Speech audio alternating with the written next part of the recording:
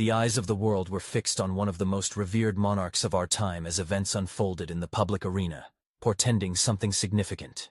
Yet, even the most perceptive observers could not have imagined the unexpected and touching gesture that was about to occur, forever etched in the memories of those present. In an instant, as His Majesty's attention, like a spotlight, focused on the charming young Princess Charlotte, something truly remarkable happened. Her Majesty Queen Camilla, known for her composure and impeccable restraint even in the most tense situations, suddenly found herself utterly speechless. Her usual coolness instantly gave way to overt, genuine astonishment frozen on her face. And then, from the monarch's lips, in a voice that seemed filled to the brim with sincerity, profound paternal and grandfatherly love, and undisguised emotion, came an incredibly touching, deeply personal message addressed to his granddaughter. This entirely unplanned, truly spontaneous moment lifted the veil for the public on a cherished, tender side of King Charles's personality, one that only a select few had previously had the honor of witnessing, hidden behind strict protocol and centuries of tradition. But what exactly did the monarch say? Words so intimate and meaningful that they could evoke such an unusual reaction even from the usually unflappable queen, causing her to freeze in genuine surprise. And why did this seemingly simple address, so strikingly different from the usual royal composure, elicit such a profound response from Camilla? The answers to these questions will unfold as events progress. It's no secret that in recent months, marked by both state duties and personal trials, one of King Charles's most cherished and undoubtedly favored activities has been the invaluable time spent in genuine and direct communication with his grandchildren. Their joyful laughter, innocent questions, and vibrant energy seemingly serve as an inexhaustible, life-giving source of true happiness, profound joy, and much-needed peace of mind for His Majesty. Courtiers, close advisors, and those privileged to work closely with His Majesty in daily life, note with undisguised astonishment, and even a degree of admiration, how noticeably and seemingly irreversibly his packed, meticulously planned royal schedule has changed. Now, young Prince George, Princess Charlotte, and mischievous Prince Louis, the beloved children of Prince William and Princess Kate, visit their august grandfather significantly more often than before, bringing a fresh breath of youth and spontaneity into the palace chambers.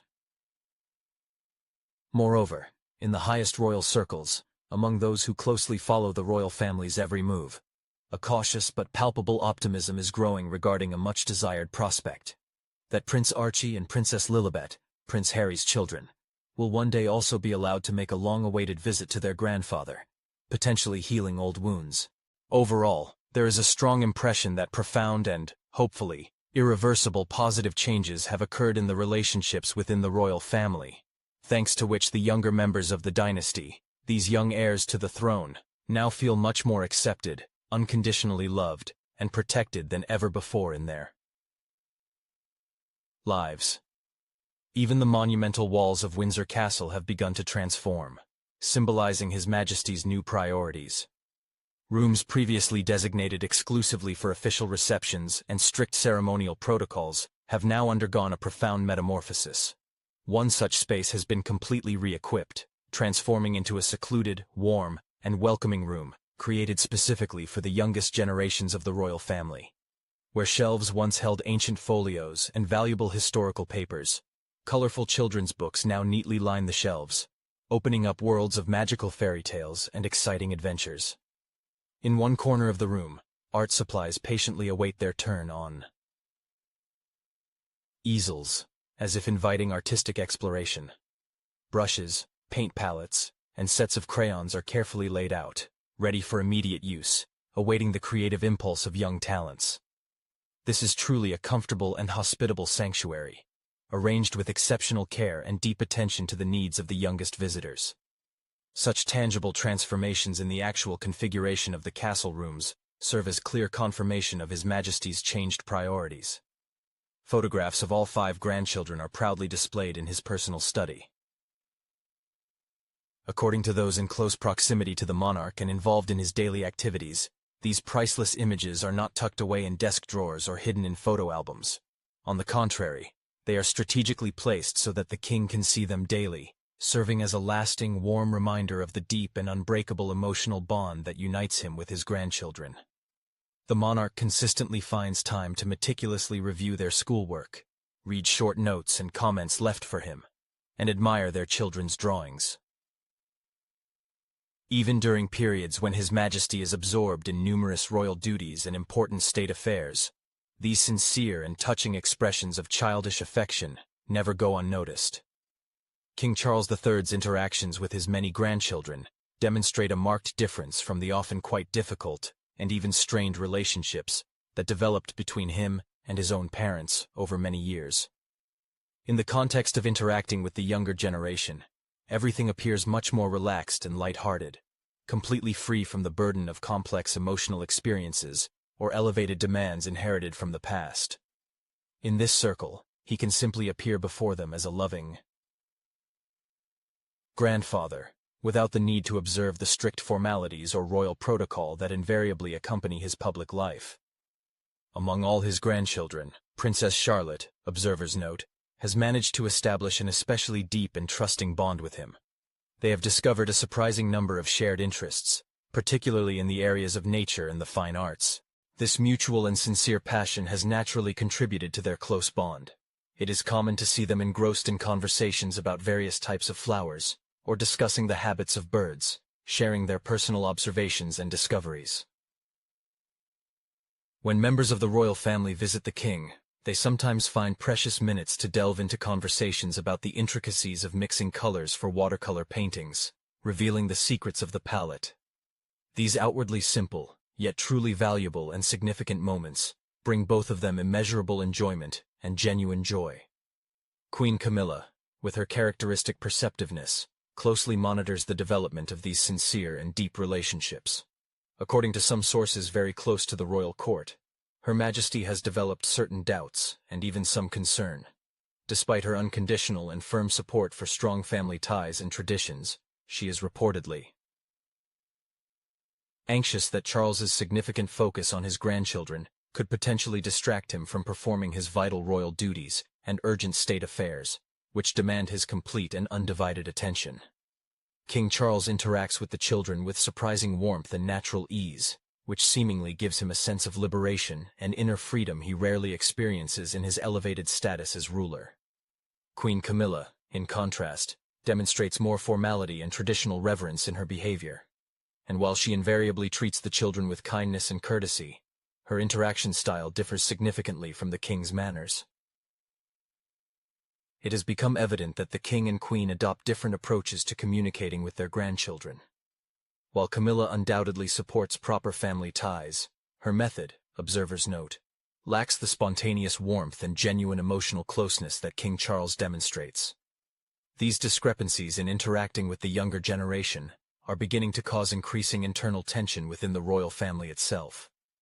Queen Camilla's concern about the need to remain entirely focused on performing her high royal duties grows proportionally as King Charles continues to dedicate more time to his grandchildren.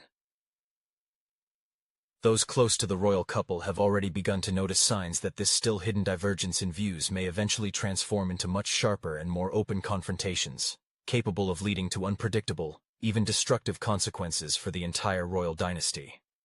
Nevertheless, King Charles tirelessly creates new traditions specifically for spending time and educating his grandchildren. With meticulous care and attention, His Majesty selects literary works with deep moral content to read to his grandchildren. He regularly takes morning walks in the forest in the company of his young heirs. During the royal family's stay at Balmoral, the monarch readily helps them distinguish small fauna, diverse flora, and feathered inhabitants. During these educational expeditions, he invariably shares with them his deep and unwavering commitment to environmental conservation. His Majesty's profound emotional connection to this picturesque corner of the planet fills him with a sincere hope that his grandchildren will also develop this love for the natural world. Noticeable transformations have even affected the sphere of palace cuisine.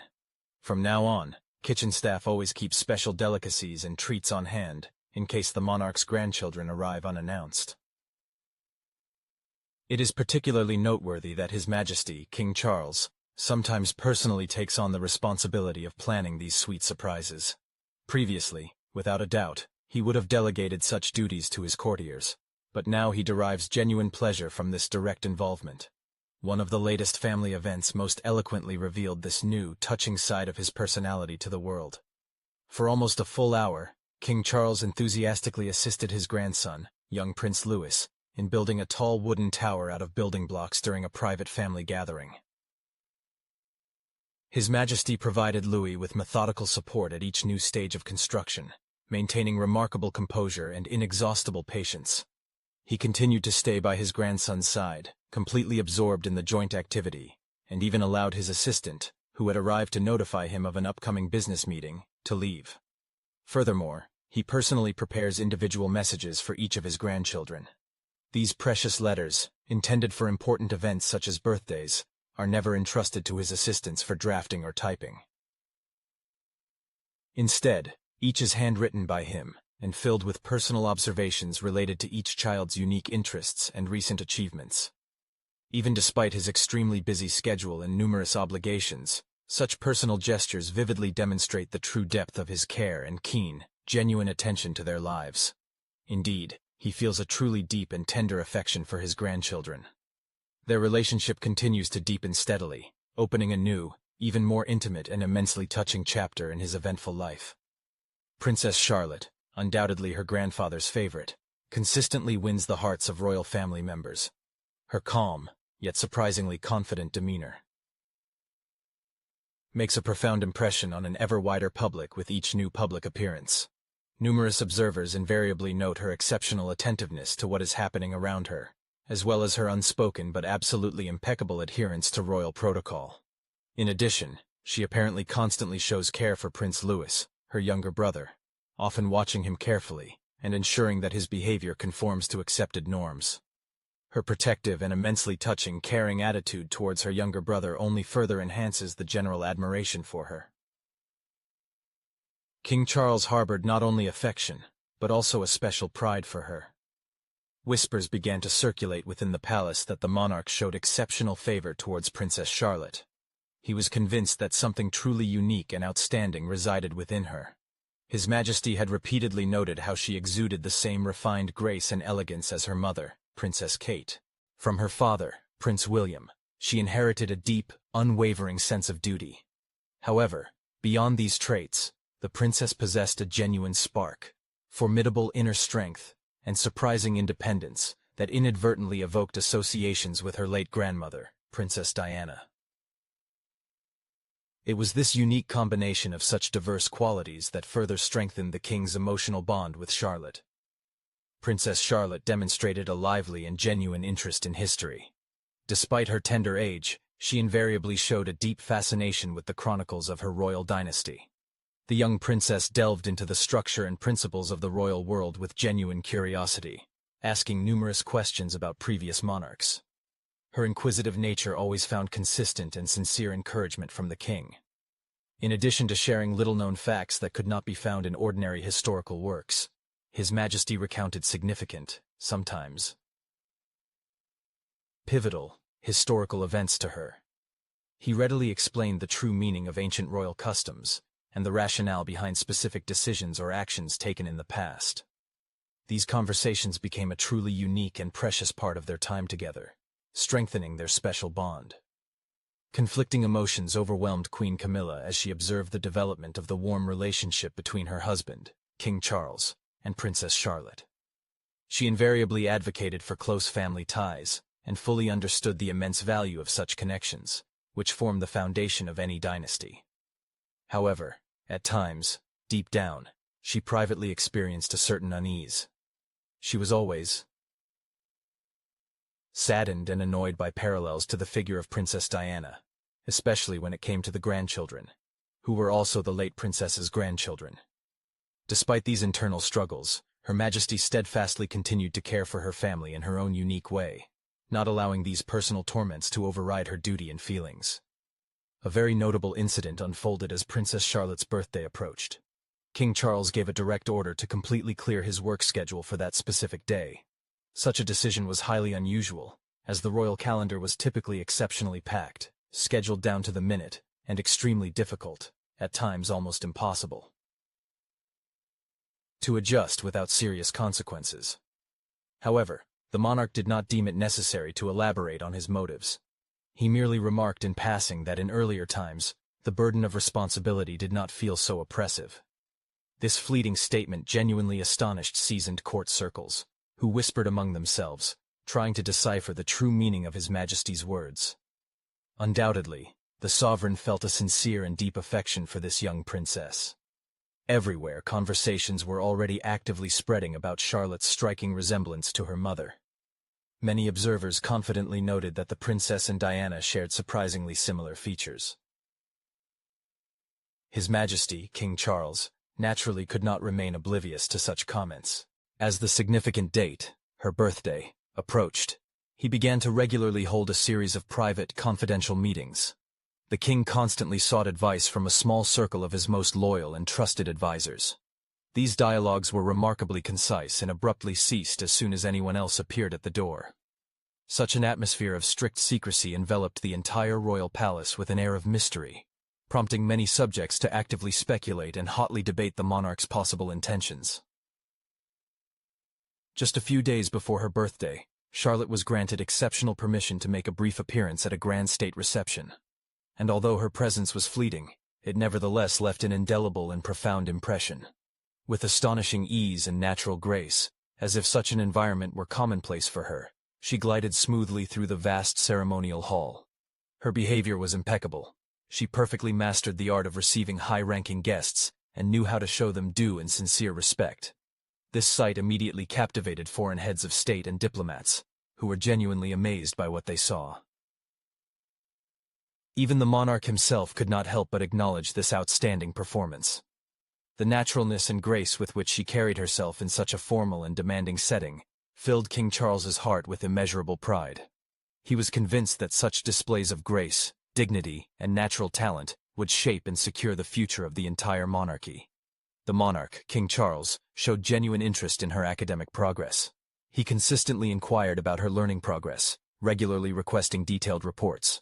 Moreover, His Majesty actively recommended additional study materials, personally selecting an extensive reading list, especially works on British history and principles of governance. The king was firmly convinced that such knowledge would prove truly invaluable for her future duties.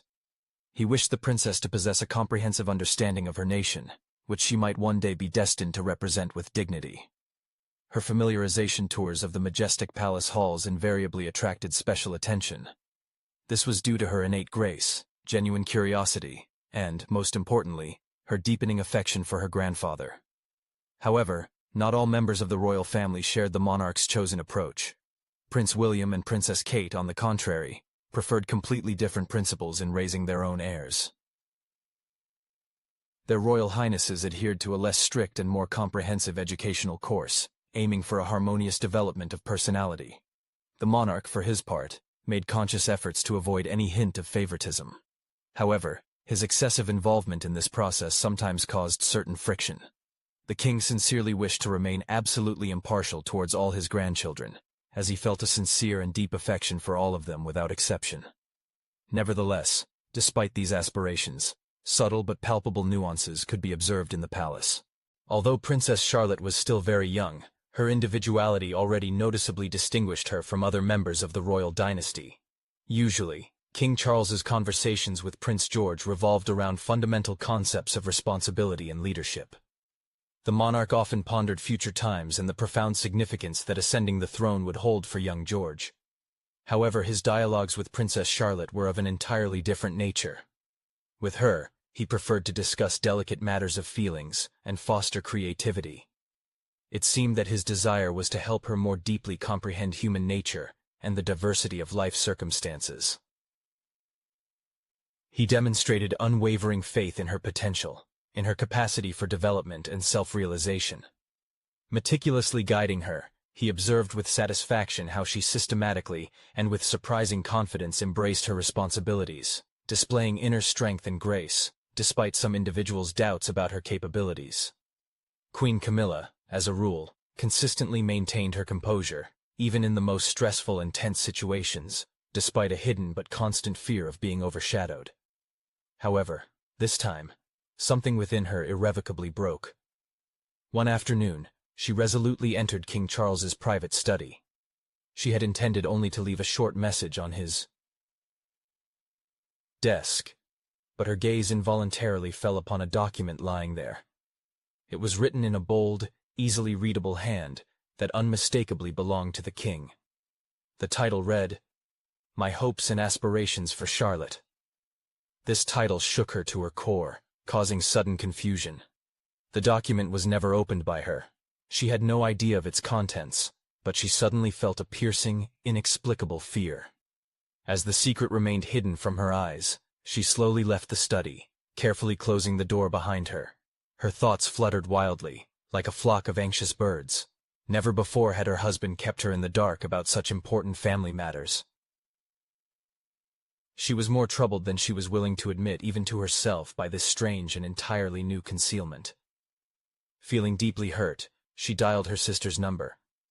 As she described the extraordinary changes in her husband, she felt her voice sound constrained and tense. She spoke of her feeling as though important events were unfolding behind her back. She had no concrete facts, but an undeniable conviction grew within her that she was being deliberately excluded.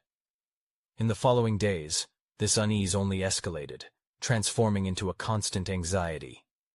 One subsequent morning, passing by a slightly ajar door, she overheard her husband speaking with his personal secretary. They were calmly discussing certain strategies concerning the future well-being of their younger family members. However, as soon as she entered the room, the interlocutors abruptly ceased their conversation and lowered their voices. The maneuver was so sudden and unnatural that it could not help but bewilder her. It became evident that the subject of their conversation was something quite substantial, something they clearly wished to keep secret from her. After some time, she attempted to initiate a dialogue with her husband regarding an upcoming family celebration. Seeking to clarify the situation, she formulated direct and specific questions. However, his answers were unusually concise and evasive, sharply contrasting with his usual courtesy. Moreover, he methodically avoided her gaze. At this moment, her unease transformed into something more serious, taking on the character of deep, almost panicked anxiety. She had traditionally been fully involved in all aspects of her husband's personal life. Their relationship had always been characterized by complete openness in family matters, but now she felt completely detached. Therefore, she decided to intensify her observation of his behavior, and soon began to notice previously unseen, but now obvious, patterns. One evening, during their private meal, she decided to openly discuss the burgeoning problem. Her tone was subdued as she cautiously inquired about the contents of a certain document. Her husband, giving her a long, penetrating look, remarked that certain aspects related to intergenerational interaction must maintain a status of strict confidentiality, and he uttered no further word on the matter. She had not experienced such profound disappointment in a long time, not until those words reached her ears. It was then that it became perfectly clear to her. She had been completely excluded from a significant project he had worked so diligently on. Her husband had devoted countless hours to solitary work in his study the day before the upcoming family celebration. Seeking to capture his attention, she had repeatedly walked past his secluded door. A dim light clearly seeped through the narrow gap beneath the doorframe. In one such moment, as the door silently creaked open, she managed to catch sight of him. He sat hunched over scattered papers, slowly and meticulously writing lines. His demeanor exuded seriousness, deep concentration, and unwavering determination. When she finally dared to inquire about his state, he offered her a smile and uttered only a brief, "Yes." However, this smile bore no resemblance to the one she was accustomed to seeing. It was merely formal and overtly insincere, and it brought her no comfort whatsoever. At the dawn of the new day, the protagonist, contrary to her usual habit, rose from bed long before her customary hour. The moment her feet touched the cool floor, an inexplicable inner unease, a premonition of something amiss, enveloped her, echoing within her soul. Breakfast, usually so anticipated, remained almost untouched on her plate. Even attempts to force herself to eat anything proved futile. Her assistant, attentive to the slightest changes in her behavior, could not help but notice this sudden shift in her routine. During the traditional morning meeting, which she usually led with confidence, the protagonist was uncharacteristically silent. Her gaze wandered, betraying deep concern. She repeatedly checked her phone, then glanced at the clock, and then simply stared into space, as if trying to find answers in the invisible. Later, when it was time to choose an outfit, her behavior also underwent strange changes. Entering the spacious fitting room and initially selecting an exquisite dress, she unexpectedly changed her mind. Numerous attempts followed, one after another, but no outfit seemed suitable, which was completely uncharacteristic of her. This woman was usually known for her unwavering confidence in her decisions, especially in such everyday yet important matters for her public image. Later that evening, she took an unusual step. She called an old friend, someone from those distant times when her life was not so subjected to public scrutiny and did not demand constant adherence to protocol. When she, which happened extremely rarely, finally began to voice her deep anxieties and fears, her voice betrayingly trembled. She desperately needed someone who could understand and share her suddenly emerging feelings. It was vitally important for her to articulate how strange the current situation seemed to her, and how much this internal unease had gripped her. Her hands visibly trembled as she spoke, and she instinctively turned away from the mirror, as if unwilling to see the reflection of her turmoil. It became perfectly obvious. Something serious was wrong. The latest, seemingly insignificant but palpable changes occurring in their family residence caused her increasing concern. Notably, the staff, who previously regularly sought her advice or information regarding the younger family members, now suddenly began to pointedly ignore her. Important decisions and daily tasks, traditionally within her purview, were now being reassigned to others. She couldn't pinpoint exactly when this unsettling shift began, but suddenly, as if a veil had lifted, she started noticing its manifestations everywhere. The protagonist had always been deeply aware of the delicacy and multifaceted nature of her unique role. She persistently strived to forge her own path in this complex position, gradually building confidence in her abilities, and consistently showing genuine care for her loved ones. She had managed, step by step, to restore a fragile balance to her life. But now that balance felt extremely precarious and unstable. She began to experience that familiar and unpleasant feeling of alienation again, as if an invisible wall separated her from what was happening. She mentally reminded herself of the vital necessity to remain calm and composed, for a birthday, an important family celebration, was approaching. She had spent several years of her life in the public eye, constantly under the watchful gaze of thousands. During this time, she had mastered the art of concealing true emotions behind a mask of polite smiles and impeccable restraint. However, this time, her usually serene demeanor seemed deeper and more thoughtful, as if foreshadowing the impending changes that hung in the air. Deep inside, a vague but persistent premonition grew stronger, that soon everything around her would change. She couldn't precisely identify the reason for this feeling, much less provide any concrete evidence. Nevertheless, she clearly understood that the unfolding events concerning the future of the entire family were inexorably proceeding, and this undoubtedly heralded the advent of entirely new and uncharted stages in their lives. That memorable day, as if in contrast to her internal anxieties, was warmed by a soft, gentle early light that shone magnificently over the majestic Windsor Castle, illuminating its ancient walls with a golden glow. Princess Charlotte's birthday was celebrated in grand yet tranquil chambers in a manner that felt both meticulously planned and deeply personal. The royal family gathered for a private celebration, filled with genuine affection and warmth, rather than a large-scale public event. The room's decor was carefully chosen, reflecting the young princess's personal interests and preferences, emphasizing the private side of royal life, while remaining surprisingly colorful and lively. The atmosphere was relaxed and joyful, devoid of excessive pomp, clearly indicating that the central figure of the day was Charlotte herself, not her royal status. King Charles was the first to enter the chambers, his stride confident and measured. In his hand rested an elegant red leather box. Its surface was adorned with a golden royal cipher, giving it an imposing and solemn appearance. Inside this box, as it later turned out, was a sealed envelope, its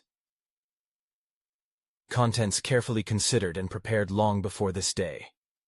The monarch surveyed those present, offering them a soft, benevolent smile.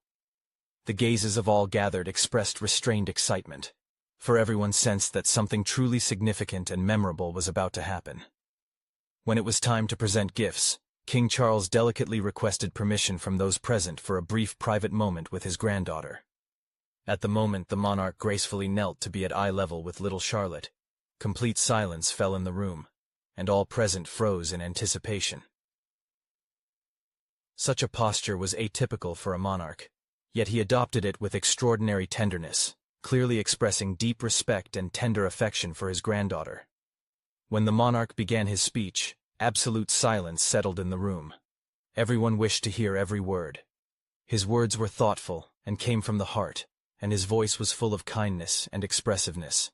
He addressed Charlotte as a developing individual, not merely as the birthday girl. The monarch expressed deep pride in the person she was gradually becoming. The king noted her innate gift for uniting those around her.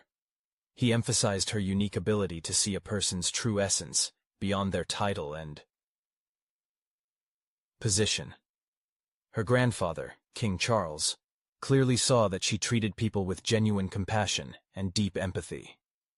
Young Princess Charlotte listened attentively, silently absorbing every word spoken. His Majesty, King Charles, tirelessly emphasized that Princess Charlotte was something much more than just another generation in the royal lineage. For him, she represented an integral part of something truly grand.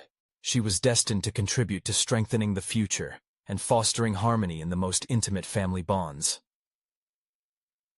With paternal tenderness, His Majesty clothed these thoughts in words, and his speech deeply moved the hearts of all present, filling the air with a special reverence. As the king prepared to conclude his speech, he carefully opened the elegant red leather box and revealed a delicate pendant to Charlotte.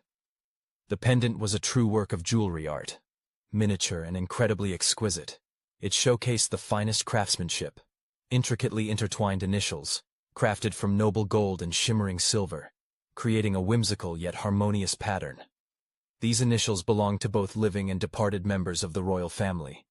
The pendant was not merely a beautiful ornament, it embodied the ideals of harmony and unbreakable kinship. Such a gift undoubtedly evoked sincere admiration from everyone in the room. Then an event occurred that was completely unexpected for all. King Charles carefully unfolded an official document and extracted a sealed envelope from it. At this moment, his tone became noticeably more official and solemn.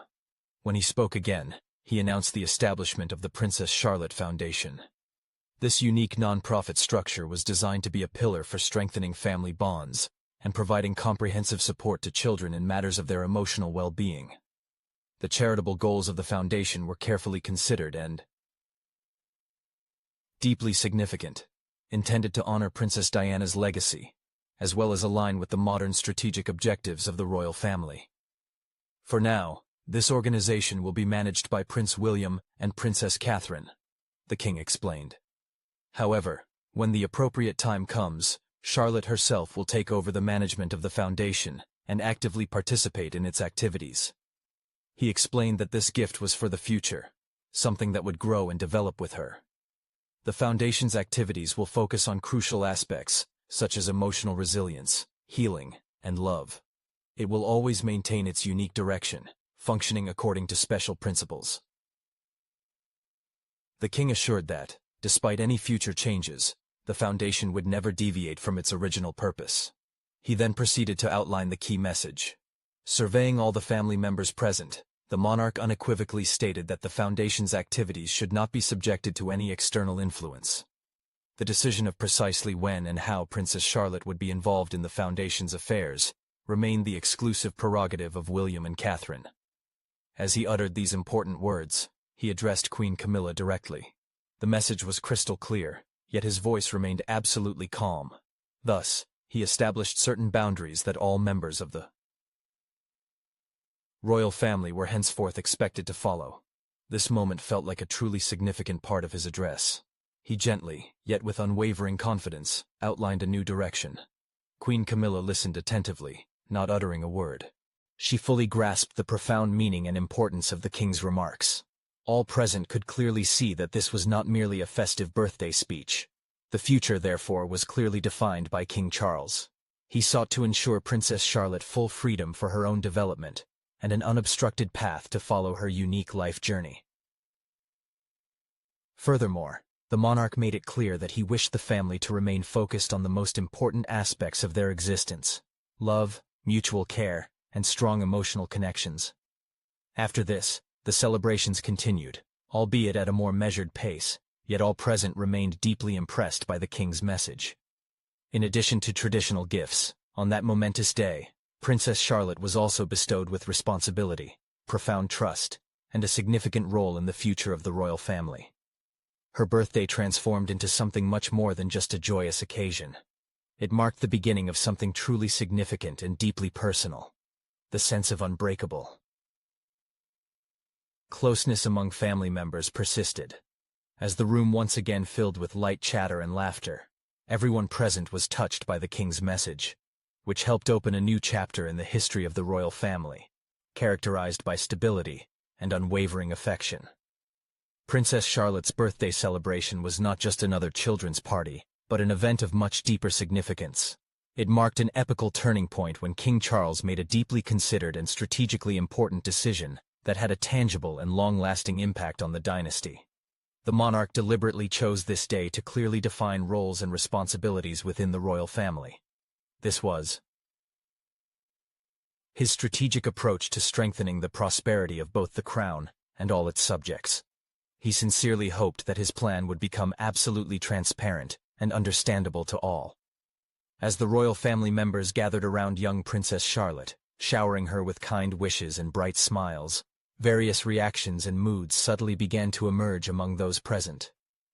Standing beside his daughter, Prince William displayed a look that was both satisfied and reserved, as if he had long anticipated or expected such a shift in dynastic affairs. His gaze conveyed an unspoken but clear approval of his father's words. Princess Catherine, as always, listened to every word with complete concentration.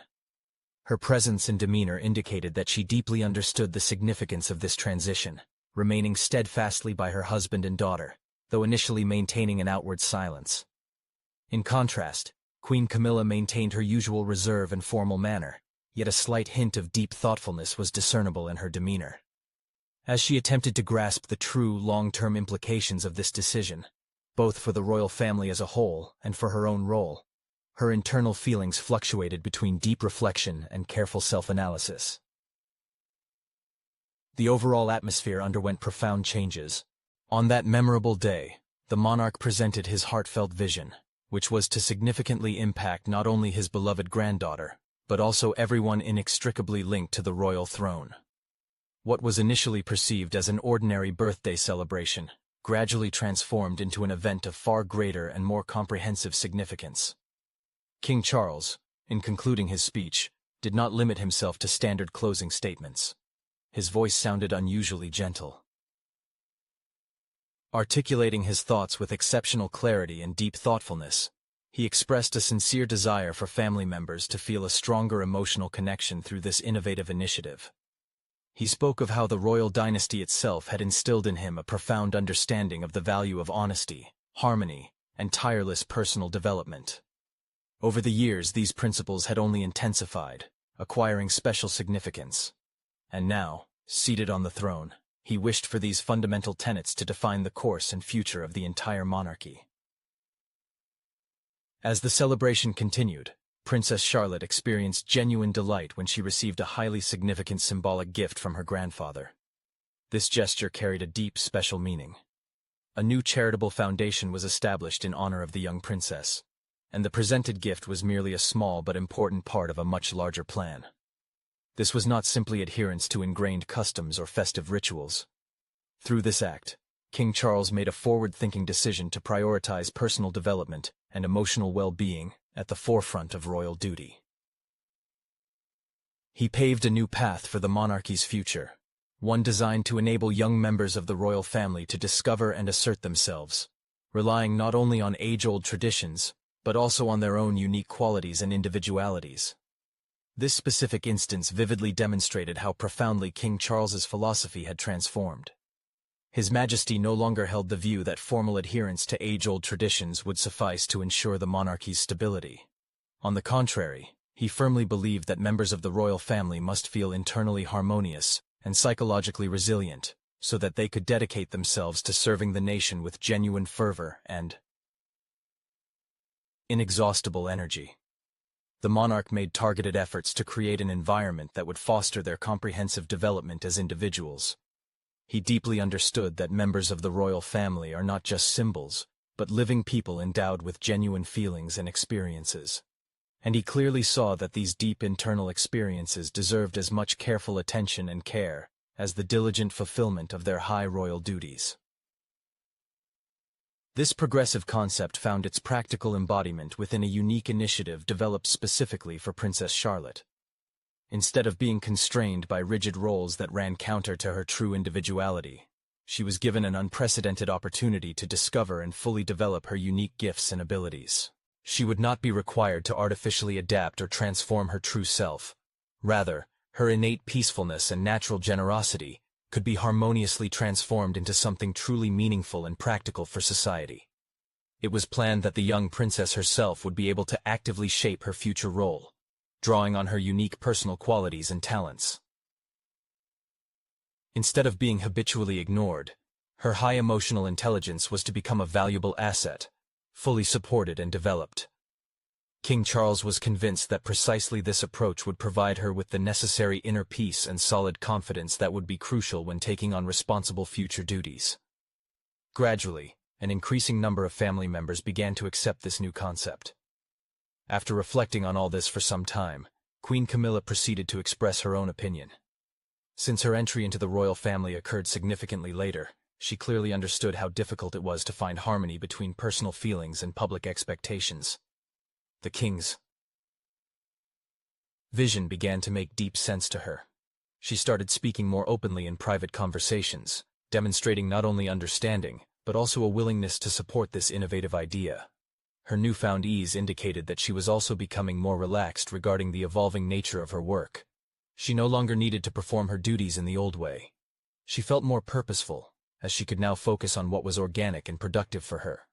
She also managed to establish closer bonds with the king's children and grandchildren. The family's transition to a more cohesive lifestyle and joint interaction made her presence more significant and justified. Charlotte's position on this new path steadily strengthened. Decisions regarding her were not aimed at forcing her acceleration. Her individuality and young age were valued, and all actions were carried out with exceptional delicacy. The initiative became a tool for her to find her own path, not a burden. She was gently guided, helped to grow into a person capable of genuinely assisting others in the years to come. This role brought a completely different type of strength, based on sincerity, truth, and personal connection, rather than merely strict adherence to prescriptions. For King Charles, this was an exceptionally intimate experience. At this stage of his life, his reflections extended far beyond the dry concepts of duty and age-old traditions. His thoughts were entirely focused on ensuring comprehensive support and well-being. He sought to ensure that those closest to him would be able to continue their journey with deep understanding and minimal difficulties. His actions showed genuine emotion, demonstrating his desire to be perceived as a person who truly cares for his family, not just a symbolic monarch. Under the influence of the insightful vision he presented on that momentous day, the traditional approach to monarchy underwent significant changes. In the British royal family, public perception has invariably been central. This is not merely a tribute to established rules or a routine passed down from generation to generation. For the general public, it is critically important to understand who is currently part of the royal family and who will join it in the future, continuing the dynasty. The public image of each member of the royal family is steadily strengthened with every appearance at a national celebration, with every visit to a significant event, or with every appearance on the balcony. This serves as a clear confirmation of the monarchy's continuity, reminding people of its existence. Any such appearance becomes an effective tool for maintaining an unbreakable connection between the people and the reigning dynasty. This is why the Duke and Duchess of Sussex's decision to raise their children, Archie and Lilibet, in a completely different manner became a subject of intense public scrutiny. They chose to provide them with a significantly more private and secluded upbringing. The children rarely appeared at official royal events, and were almost never photographed. Naturally, Such an approach could not help but attract widespread attention, sparking lively discussions and numerous comments in society. Information about Archie and Lilibet's lives available to the public remained extremely scarce and strictly controlled. In contrast, Prince George, Princess Charlotte, and Prince Louis, their cousins, regularly appeared before the public, attending major national celebrations, significant royal ceremonies, and festive church services. They grew and developed in the eyes of millions, gradually becoming well-recognized faces, an integral part of the monarchy's modern image. Their role extended beyond mere membership in the royal family. They began to embody its unbreakable link to the future, its prospects, and its continuity. Each of their public appearances helped strengthen the emotional bond between the monarchy and the people, allowing the public to feel closer to the royal dynasty. Such outings gave people confidence and hope that the institution of the royal family would continue to exist and thrive for many decades.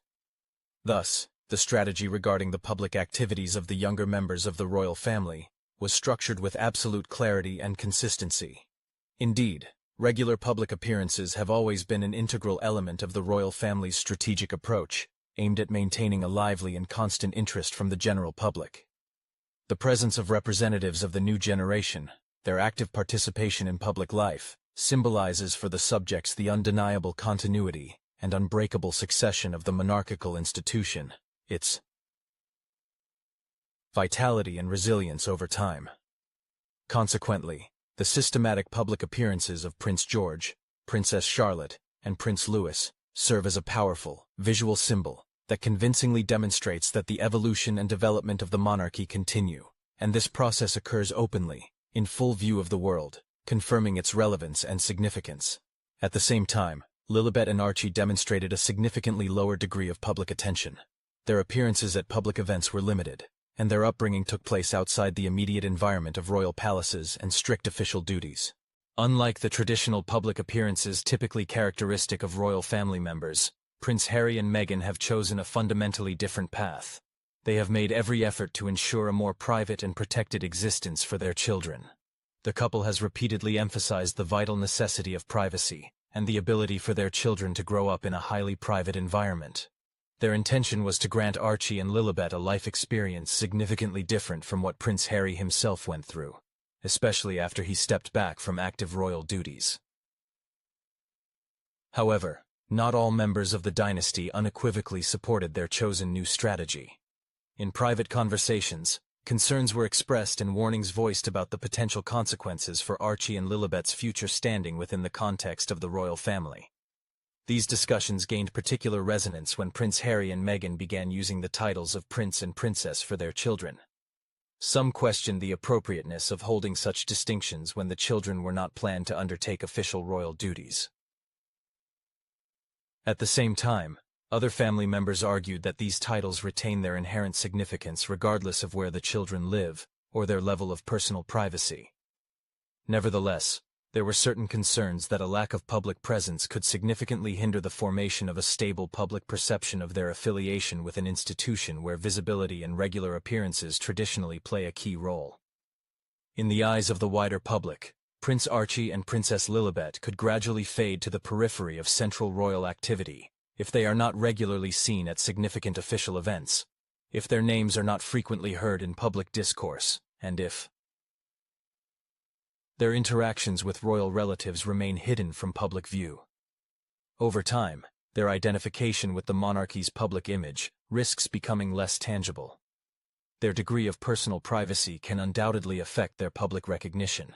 Their images and biographies may lose their vibrancy in the collective consciousness, even if their names continue to appear in official royal court documents. Yet, it is not only the younger generation that shows a tendency towards less public visibility. The differences in the public functions and lifestyles of His Royal Highness Prince Harry and the other representatives of the monarchy have become much more distinct over time. What was initially perceived as a divergence in opinions and approaches has gradually transformed into deep and, apparently, irreversible changes in their interpersonal and institutional relationships. Many observers and members of the public previously hoped that with time, the situation would stabilize, and Prince Harry would resume his former official duties. However, these expectations seem to have undergone significant adjustments. The royal family, without waiting for his active participation, has continued its multifaceted activities, demonstrating an ability to adapt.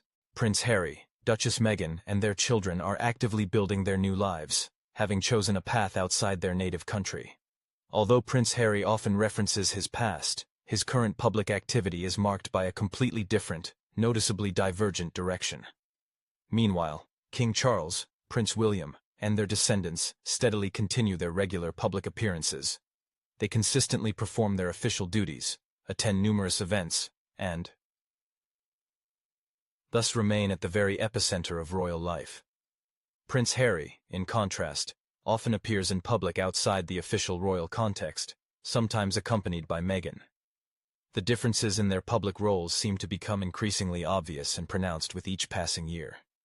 Joint public outings of these figures have become noticeably less frequent, unequivocally indicating significant changes in their previous interactions. Over time, Archie and Lilibet's public connection to the institution of the monarchy will likely become less pronounced and tangible. It is worth noting that birth into the royal family does not always guarantee a constant and active public role. Public perception of royal affiliation is often formed through visible presence and active, engaged participation in the public narrative. Figures who lead less public lives may exert less noticeable influence on public consciousness. If the royal family continues to rely on public appearances as the primary tool for shaping its image, public attention will undoubtedly be focused on those who are most actively involved in this continuous public activity. Archie and Lilibet's place in the public chronicle of the monarchy will likely become less prominent if they remain outside the main spotlight. While their titles may undoubtedly persist, their public presence will apparently differ from the position of other, more active members of the royal family. The activity of the British royal family continues its steady development and evolution. If any of its representatives decide to follow a different life path, this in no way halts the overall course of the institution's historical development. However, it is logical to assume that the public roles of such individuals will become less central. Those who actively participate in the public life of the monarchy continue to conscientiously fulfill their duties, remaining in the spotlight. Figures in focus continue to attract keen public attention.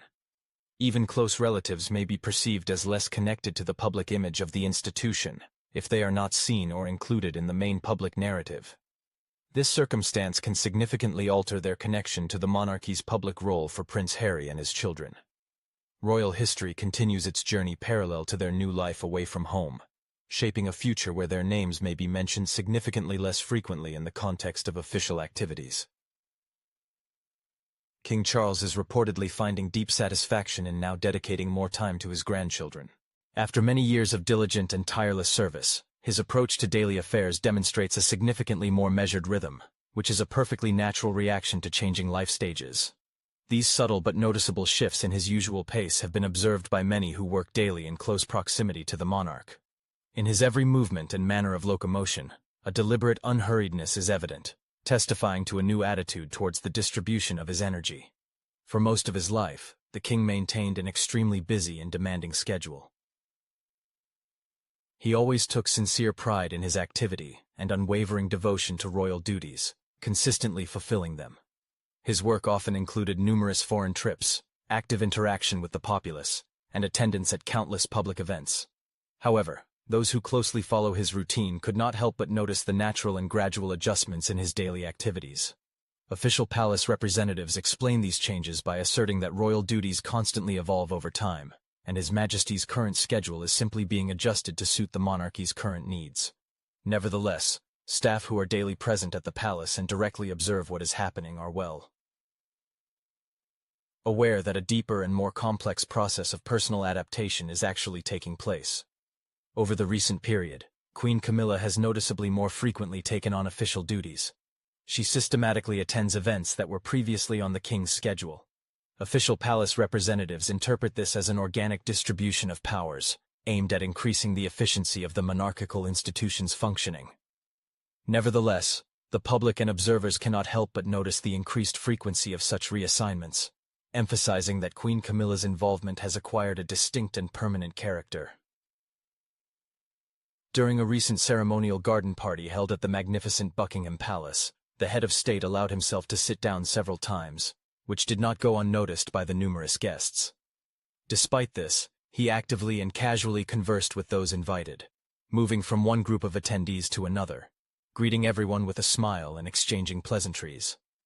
Notably, His Majesty took significantly more time for brief pauses on this occasion. His speech remained unfailingly courteous, and his smile, sincere and warm, especially when subjects expressed their loyalty and support. However, it was impossible not to notice that certain adjustments had occurred in his usual daily routine. His loyal private secretary remained in close proximity, vigilantly observing developments and ready to immediately provide any necessary assistance. In parallel with this, an increasing frequency of visits by healthcare specialists to the royal residence is noted, although information about these visits is not widely publicized. At the same time, palace staff are fully aware of the nature and purpose of these visits. Their systematic and meticulous nature indicates that the monarch's health and general well-being are given the closest and highest attention, despite official statements from palace representatives that these are merely routine checkups. There is an obvious trend. The younger generation of royal family members is increasingly taking on numerous representational and official duties that were previously an integral part of the king's working schedule. Upon closer inspection, each of these transformations individually might seem insignificant. However, when combined, they clearly indicate carefully considered and very attentive adjustments in the distribution of duties assigned to the royal family.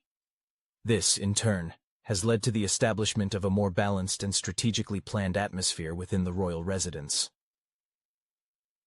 Even the monarch himself has noticeably deepened his self-reflection. During a solitary meal held in the company of his long-standing and loyal servants, the king unhurriedly mused on how the passage of years changes human perception of time. His reflections included ideas that vividly demonstrated his increased propensity for deep contemplation about the meaning of existence and the future fate of the monarchical system. He spoke with an expression of profound awareness of how critically important it is to use every moment wisely and to plan steps for the future in advance. Those present, comprising his closest circle, listened attentively to every word, understanding the full weight of his insights and foresight. The royal schedule, once overflowing with countless daily obligations, now includes significantly more days specifically allocated for strategic activities and maintaining the monarch's personal well-being. At the palace, these periods have been officially named administrative time, which underscores their critical importance for ensuring efficient and effective governance. Medical experts and health consultants have strongly recommended that the king adhere to a more moderate and measured pace of life. As a consequence of these changes, centuries-old protocol customs and traditions are gradually undergoing flexible adaptation. Ceremonial events that in the past might have lasted up to an hour now conclude significantly faster. Public appearances have become noticeably shorter, and interactions with subjects during traditional walkabouts have become more purposeful and focused. Despite the numerous transformations taking place around him, King Charles continues to demonstrate his unwavering and impressive public image. He never allows himself to show weakness, strictly adhering to every point of royal protocol. His voice consistently sounds confident, and his face maintains a remarkable composure. However, as is well known to those in his immediate circle, behind the veil of publicity, methodical activity is unfolding to adapt and develop royal functions. While still bearing the burden of leading the royal family, the monarch is purposefully adapting to the inevitable age-related transformations. Such a situation undoubtedly requires a well-thought-out strategy for energy distribution, and he is evidently demonstrating significant efforts to harmonize his numerous official obligations and personal well-being. In parallel with this, significant changes have occurred in the dynamics of the relationship between King Charles and Queen Camilla. She now provides him with much more intensive support, often taking the initiative and offering necessary assistance. During public events, the Queen delicately guides him, helping to regulate their pace and creating optimal conditions for fulfilling numerous duties. Her functions have extended beyond traditional partnership, transforming into active assistance and care for his comfort, surpassing mere companionship. She demonstrates unprecedented attentiveness and care towards him, which does not escape the notice of astute observers. And although her actions remain unobtrusive, it is quite clear that Queen Camilla genuinely cares about his well-being and welfare. The monarch, over time, has noticeably turned to the past more often. His desk is now invariably adorned with time-worn photo albums. By his personal directive, manuscripts and correspondence from bygone eras are being retrieved from the extensive royal archives. With particular care, he reads through the lines of these documents, bringing to life in his memory the images of people and the sequence of events from the distant past. Such behavior eloquently testifies that the ruler is re-evaluating his life's journey through a deeply personal perception. His thoughts are turned to deeds accomplished, to the foundations of his worldview, and to the future of his legacy that he strives to leave to his descendants. Within the majestic palace, a special transitional period is felt to be setting in, marked by deliberate decisions and gradual transformations. The head of state, despite internal reflections, continues to meticulously perform his state duties. However, every movement, every public appearance is now filled with particular circumspection and unhurriedness. There arises a distinct premonition that he is preparing for the onset of momentous changes, or for entering a completely new phase of his reign. He is surrounded by a circle of loyal subjects and close associates who demonstrate silent respect and provide unspoken support, while he is immersed in self-analysis and simultaneously steadily fulfilling his state functions. Although the current period of his reign is not marked by turbulent events or breathtaking achievements, it nevertheless possesses colossal, exceptional significance. In every, even the most insignificant transformation, and in every carefully weighed decision, the image of a ruler deeply aware of the value of every moment and striving to give it genuine meaning is discernible.